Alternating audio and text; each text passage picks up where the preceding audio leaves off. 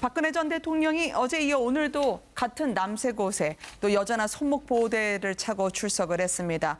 겉으로 볼 때는 박근혜 전 대통령의 모습은 달라진 게 없어 보입니다만 재판이 달라졌습니다. 변론이 상당히 날을 세우고 있을 정도로 날카롭게 전개가 되고 있고요. 무엇보다도 지지자들이 이제는 재판장 측에서 제지를 함에도 불구하고 박근혜 전 대통령 퇴정할 때 일어선다든지 아니면 기립하면서 인사하려는 그 시도를 멈추지 않고 있다고 합니다. 마치 삼성동 앞에서의 현장이 재현되고 있다는 느낌이에요. 그러니까 삼성동 집은 이제 팔리고 이제 없어졌습니다. 그러다 보니까 태극기 지지자들로 보이는 분들이 이제는 법정으로 오기 시작했습니다.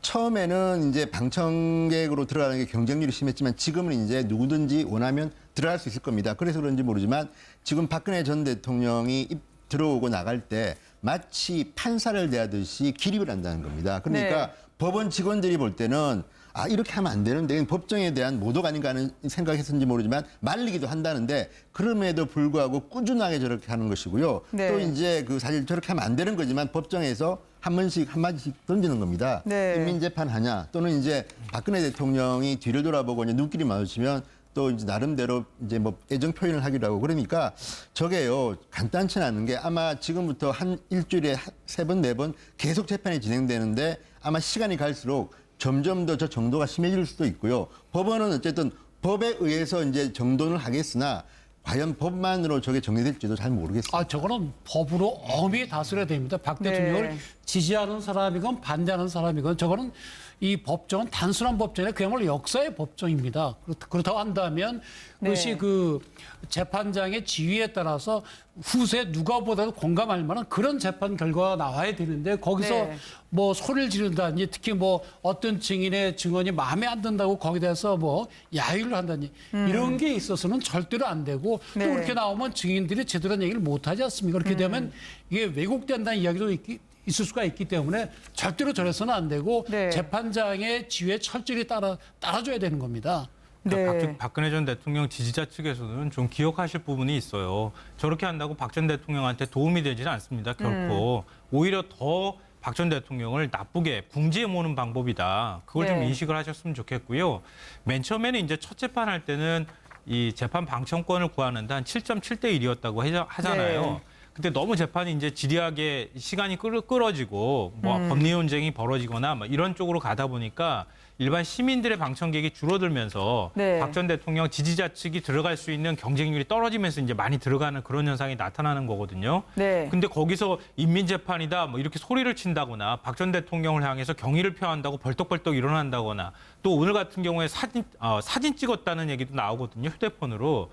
그러니까 이런 소란들이 계속 일어나니까 보통 재판정에서는 재판관들이 나가고 난 다음에 그다음에 피고인이 나가는데 이제는 그걸 못하고 오히려 피고인을 먼저 내보내고 난 다음에 재판장이 나가는 뭐 이런 이상한 일까지 지금 벌어지고 있단 말이에요. 이런 현상들이 자꾸 벌어지면 물론 이제 그 법정 소란죄나 이런 것들로 다스릴 수도 있는 측면이 있지만 아예 재판장이 그러면 방청을 못하도록 하겠다 이렇게 방청을 아예 비공개로 돌려버릴 수도 있거든요.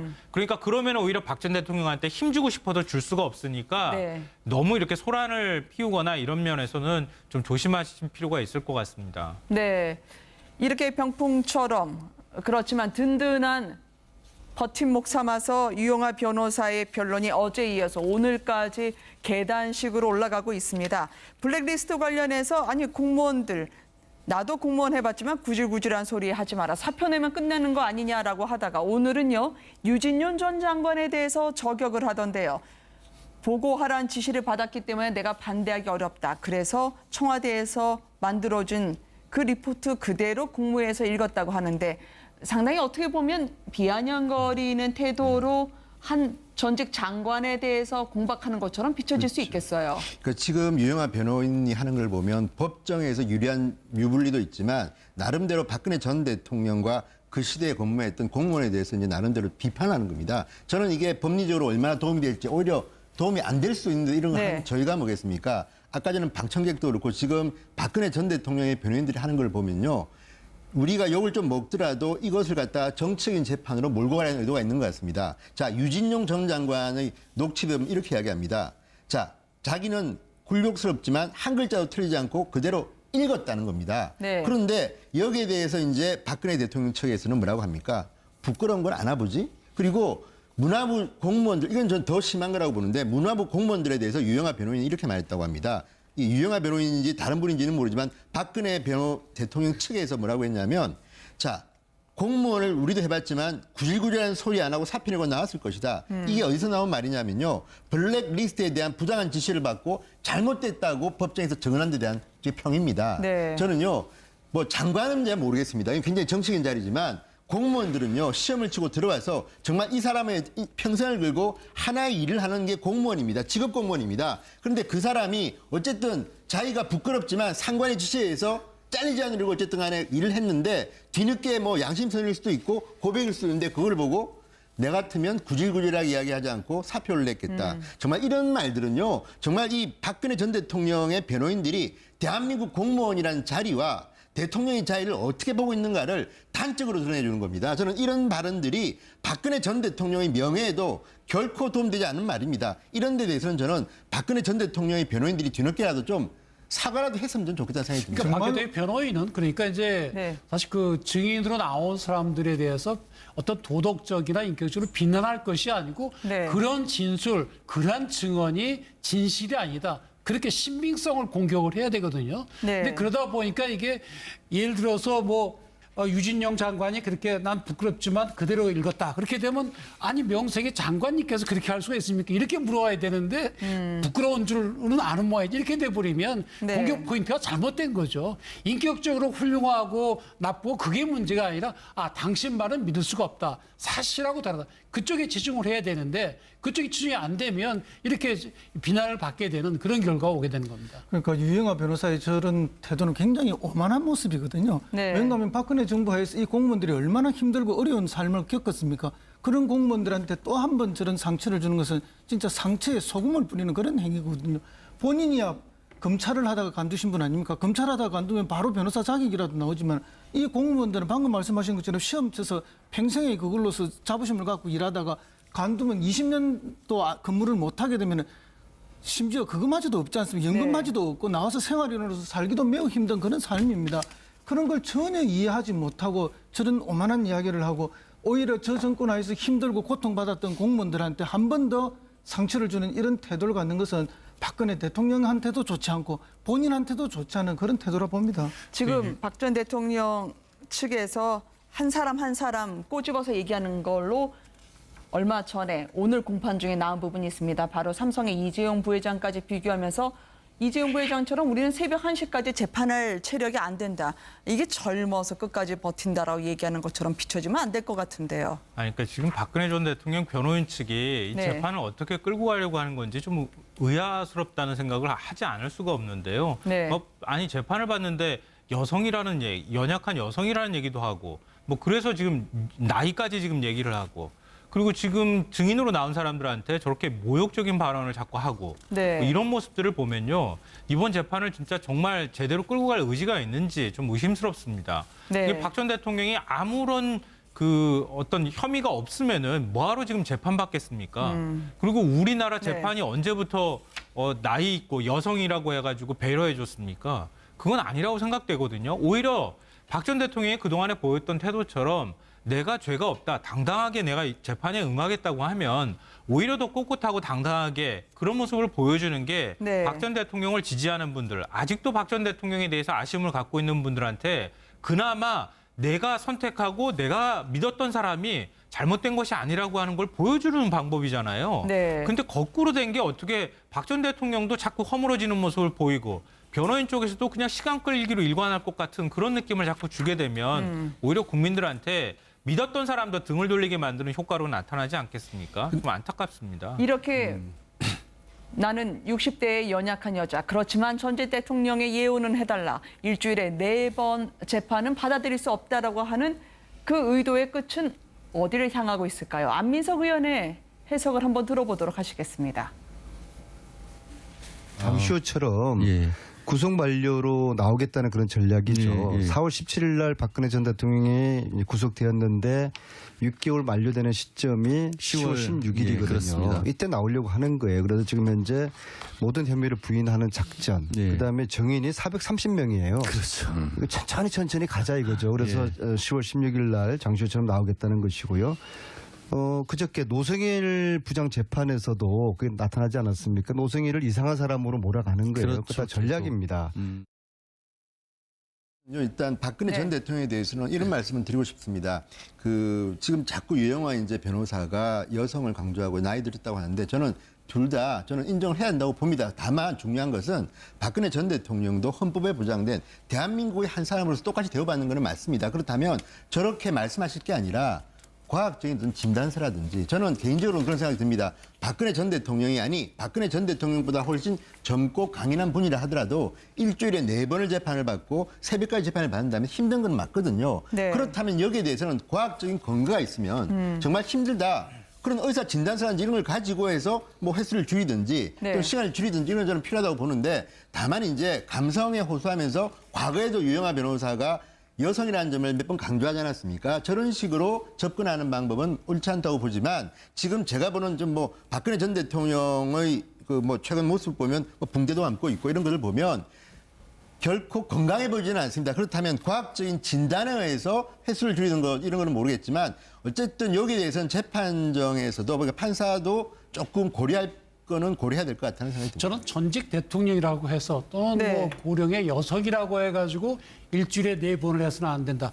거기에 조금 동의하기 좀 어렵고요. 그건 왜 그런가 하면 힘들더라도 이겨내야 되는 그런 뭐 숙명인 것이고. 근데 변호인 입장에서 생각을 해보면 네. 일주일에 4번 재판을 하면은 사실상 문제는 뭔가 하면 재판 준비가 굉장히 힘듭니다. 왜 그런가 하면 검찰은 이미 12만 쪽의 증거기를 이미 확보를 한 거거든요. 네. 근데 방어하는 쪽은 그걸 하나하나 방어를 해 나가야 되잖아요. 그러면 이 법정에서 바로 방어하기 쉽지가 않거든요. 그런 점에서 일주일에 4번은 변호인 입장에서 굉장히 힘들고 또 방어하는데 어려울 수도 있습니다. 그렇지만 이것을 지금 뭐 안민석 의원 얘기한 것처럼 6개월 뒤에 석방을 해놓고 마냥 끌고 갈 수 있는 그런 재판도 아니거든요. 그래서 이건 어차피 근본적으로 이 사건 자체에 숨어있는 문제이기 때문에 뭐 감내하는 수밖에 다른 방법이 없습니다. 오늘 공판에서 보면은요, 박근혜 전 대통령 측은 장시호 씨의 진술과 관련해서 모순점이 있다라고 신빙성을 공격하는 전략을 쓰고 있습니다. 바로 동계영재센터에 우리가 예산이 필요하다. KT에 가려는 보고서를 고쳐서 삼성층에 전달했던 그 시점이 오전 10시라고 하는데 이 오전 10시면 이미 10시 59분에 최순실 운전기사에게 문서가 전달이 돼서 최순실 운전기사가 이영선 당시 행정관에게 서류가 준비됐다고 전화를 했던 모양인데 불과 4분 뒤에 이재용 회장이 안가에서 박 전 대통령과 독대를 마감했던 시점이라고 하거든요. 유영아 변호사의 오늘 말에 따르면 로켓을 타고 간 것도 아니고 어떻게 특검은 장시호 씨 말만 그렇게 신뢰를 할 수 있냐라는 겁니다. 결국 뭐 박 대통령 입장에서는 네. 이것이 박 대통령이 관여된 것이 아니고 최순실과 김종 이런 실무자들끼리 자기들이 알아서 한 것이기 때문에 나는 공범이 아니다. 그런 주장을 지금 네. 하고 있는 것이죠. 이것 때문에요. 지지자들은 더더욱 이 박근혜 전 대통령 공판 과정에서 상당히 많이 부딪히고 있는데요. 장시호 씨의 진술 모순을 앞으로도 최순실 씨 측 변호인이나 박근혜 전 대통령 측에서 끈질기게 물고 늘어질 것 같습니다. 그러니까 그러면 오히려 박 전 대통령한테 힘주고 싶어도 줄 수가 없으니까 네. 너무 이렇게 소란을 피우거나 이런 면에서는 좀 조심하실 필요가 있을 것 같습니다. 네, 이렇게 병풍처럼 그렇지만 든든한 버팀목 삼아서 유영아 변호사의 변론이 어제 이어서 오늘까지 계단식으로 올라가고 있습니다. 블랙리스트 관련해서 아니 공무원들 나도 공무원 해봤지만 구질구질한 소리 하지 마라. 사표 내면 끝내는 거 아니냐라고 하다가 오늘은요. 유진윤 전 장관에 대해서 저격을 하던데요. 보고하라는 지시를 받았기 때문에 내가 반대하기 어렵다. 그래서 청와대에서 만들어준 그 리포트 그대로 국무회에서 읽었다고 하는데 상당히 어떻게 보면 비아냥거리는 태도로 한 전직 장관에 대해서 공박하는 것처럼 비춰질 수 있겠어요. 그 지금 유영하 변호인이 하는 걸 보면 법정에서 유리한 유불리도 있지만 나름대로 박근혜 전 대통령과 그 시대에 근무했던 공무원에 대해서 이제 나름대로 비판하는 겁니다. 저는 이게 법리적으로 얼마나 도움이 될지 오히려 도움이 안 될 수 있는데 이런 거 네. 저희가 뭐겠습니까? 아까 전에 방청객도 그렇고 지금 박근혜 전 대통령의 변호인들이 하는 걸 보면요. 우리가 박 전 대통령한테 도움이 되지는 않습니다. 결코. 오히려 더 박 전 대통령을 나쁘게 궁지에 모는 방법이다. 그걸 좀 네. 인식을 하셨으면 좋겠고요. 맨 처음에는 이제 첫 재판할 때는 이 재판 방청권을 구하는데 한 7.7대 1이었다고 하잖아요. 네. 근데 너무 재판이 이제 지리하게 시간이 끌어지고 뭐 법리 논쟁이 벌어지거나 뭐 이런 쪽으로 가다 보니까 일반 시민들의 방청객이 줄어들면서 네. 박 전 대통령 지지자 측이 들어갈 수 있는 경쟁률이 떨어지면서 이제 많이 들어가는 그런 현상이 나타나는 거거든요. 네. 근데 거기서 인민재판이다 뭐 이렇게 소리를 친다거나 박 전 대통령을 향해서 경의를 표한다고 벌떡벌떡 일어난다거나 또 오늘 같은 경우에 사진 찍었다는 얘기도 나오거든요. 휴대폰으로. 그러니까 이런 소란들이 계속 일어나니까 보통 재판정에서는 재판관들이 나가고 난 다음에 네. 그다음에 피고인이 나가는데 이제는 그걸 못하고 오히려 피고인을 먼저 내보내고 난 다음에 재판장이 나가는 뭐 이런 이상한 일까지 지금 벌어지고 있단 말이에요. 네. 이런 현상들이 자꾸 벌어지면 물론 이제 그 법정 소란죄나 이런 것들로 다스릴 수도 있는 측면이 있지만 아예 재판장이 그러면 방청을 못하도록 하겠다 이렇게 방청을 아예 비공개로 돌려버릴 수도 있거든요. 박근혜 전 대통령이 어제 이어 오늘도 같은 남색옷에 또 여자나 손목 보호대를 차고 출석을 했습니다. 겉으로 볼 때는 박근혜 전 대통령의 모습은 달라진 게 없어 보입니다만 재판이 달라졌습니다. 변론이 상당히 날을 세우고 있을 정도로 날카롭게 전개가 되고 있고요. 무엇보다도 지지자들이 이제는 재판장 측에서 제지를 함에도 불구하고 박근혜 전 대통령 퇴정할 때 일어선다든지 아니면 기립하면서 인사하려는 그 시도를 멈추지 않고 있다고 합니다. 마치 삼성동 앞에서의 현장이 재현되고 있다는 느낌이에요. 그러니까 삼성동 집은 이제 팔리고 이제 없어졌습니다. 그러다 보니까 태극기 지지자들로 보이는 분들이 이제는 법정으로 오기 시작했습니다. 처음에는 이제 방청객으로 들어가는 게 경쟁률이 심했지만 지금은 이제 누구든지 원하면 들어갈 수 있을 겁니다. 그래서 그런지 모르지만 지금 박근혜 전 대통령이 들어오고 나갈 때 마치 판사를 대하듯이 기립을 한다는 겁니다. 그러니까 네. 법원 직원들이 볼 때는 아 이렇게 하면 안 되는데 법정에 대한 모독 아닌가 하는 생각했는지 모르지만 말리기도 한다는데 그럼에도 불구하고 꾸준하게 저렇게 하는 것이고요. 네. 또 이제 그 사실 저렇게 하면 안 되는 거지만 법정에서 뭘 좀 먹더라도 이것을 갖다가 정치적인 재판으로 몰고 가려는 의도가 있는 것 같습니다. 자, 유진용 전 장관의 녹취에 보면 이렇게 이야기합니다. 자, 자기는 굴욕스럽지만 한 글자도 틀리지 않고 그대로 읽었다는 겁니다. 네. 그런데 여기에 대해서 이제 박근혜 대통령 측에서는 뭐라고 합니까?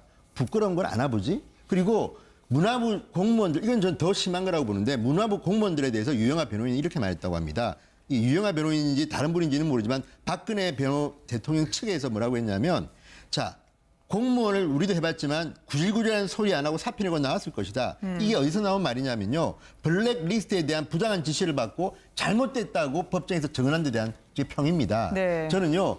뭐 장관은 잘 모르겠습니다. 이건 굉장히 정치적인 자리지만 공무원들은요. 시험을 치고 들어와서 정말 이 사람의 평생을 걸고 하나의 일을 하는 게 공무원입니다. 직업 공무원입니다. 그런데 그 사람이 어쨌든 자기가 부끄럽지만 상관의 지시에 의해서 잘리지 않으려고 어쨌든 간에 일을 했는데 뒤늦게 뭐 양심선일 수도 있고 고백일 수도 있는데 그걸 보고 내 같으면 구질구질하게 이야기하지 않고 사표를 냈겠다. 정말 이런 말들은요. 정말 이 박근혜 전 대통령의 한마디씩 던지는 겁니다. 네. 인민재판하냐 또는 이제 박근혜 대통령이 뒤를 돌아보고 이제 눈길이 마주치면 또 이제 나름대로 이제 뭐 애정 표현을 하기도 하고 그러니까 저게요 간단치 않은 게 아마 지금부터 한 일주일에 3번, 4번 계속 재판이 진행되는데 아마 시간이 갈수록 점점 더 저 정도가 심해질 수도 있고요. 법원은 어쨌든 법에 의해서 이제 정돈을 하겠으나 과연 법만으로 저게 정리될지도 잘 모르겠습니다. 저거는 법으로 엄히 다스려야 됩니다. 박 대통령을 네. 지지하는 사람이건 반대하는 사람이건 저거는 이 법정은 단순한 법정이 아니라 그야말로 역사의 법정입니다.